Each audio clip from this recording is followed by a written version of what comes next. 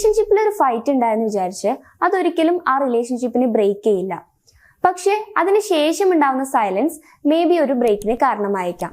So ഇന്നത്തെ നമ്മുടെ topic how to rebuild trust after a fight. ഒരു ഫൈറ്റിന് ശേഷം നമ്മൾ അത് സോൾവ് ചെയ്യാൻ വേണ്ടി പോകുന്ന സമയത്ത് നമ്മൾ മനസ്സിലാക്കേണ്ട കുറച്ച് കാര്യങ്ങളാണ് നമ്മൾ ഇനി നോക്കാൻ പോകുന്നത്. അപ്പോൾ step 1, understand what broke the trust.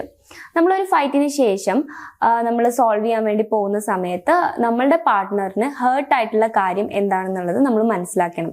അത് മേ ബി നമ്മൾ ആർഗ്യുമെന്റ് ഉണ്ടാവുന്ന സമയത്ത് നമ്മൾ പറഞ്ഞിട്ടുള്ള ഏതെങ്കിലും വേർഡ്സ് ആവാം, അല്ലെങ്കിൽ നമ്മൾ സംസാരിച്ചിട്ടുള്ള നമ്മുടെ സംസാരത്തിന്റെ ടോൺ ആവാം അവരെ ഹേർട്ട് ചെയ്തിട്ടുള്ളത്, അല്ലെങ്കിൽ നമ്മൾ പറഞ്ഞിട്ടുള്ള ഏതെങ്കിലും സ്റ്റേറ്റ്മെന്റ്സ് ആവാം. ചിലപ്പോൾ അവർ അവരുടെ സൈഡ് നമ്മളടുത്ത് എക്സ്പ്ലെയിൻ ചെയ്യാൻ വന്ന സമയത്ത് നമ്മൾ കാര്യമായിട്ട് അറ്റൻഷൻ ഒന്നും കൊടുത്തിട്ടുണ്ടാവില്ല, അല്ലെങ്കിൽ നമ്മൾ അതിനെ ഇഗ്നോർ ചെയ്തിട്ടുണ്ടാവും. അപ്പോൾ ഇതിൽ ഏത് കാര്യം കൊണ്ടാണ് അവർക്ക് ഹേർട്ട് ആയത് എന്നുള്ളതിനെ പറ്റിയിട്ട് നമുക്ക് വ്യക്തമായിട്ടുള്ള ഒരു ധാരണ ഉണ്ടായിരിക്കുന്നത് നല്ലതാണ്. Step number 2, communicate without defending. നമ്മൾ അവർക്ക് ഹേർട്ടായത് എന്താണെന്ന് നമുക്ക് മനസ്സിലായില്ല, അപ്പൊ നമ്മൾ എന്താ ചെയ്യുക, അവരായിട്ട് പോയി സംസാരിച്ച് കമ്മ്യൂണിക്കേറ്റ് ചെയ്തിട്ട് നമ്മൾ മനസ്സിലാക്കാനായിട്ട് ശ്രമിക്കും. അപ്പൊ നമ്മൾ സംസാരിക്കാൻ പോകുന്ന സമയത്ത് നമ്മൾ ശ്രദ്ധിക്കേണ്ട കാര്യങ്ങളാണ് ഇനി നമ്മൾ നോക്കാനായിട്ട് പോകുന്നത്. ഇതിൽ 3 പോയിന്റ്സ് ആണ് മെയിൻ ആയിട്ട് വരുന്നത്.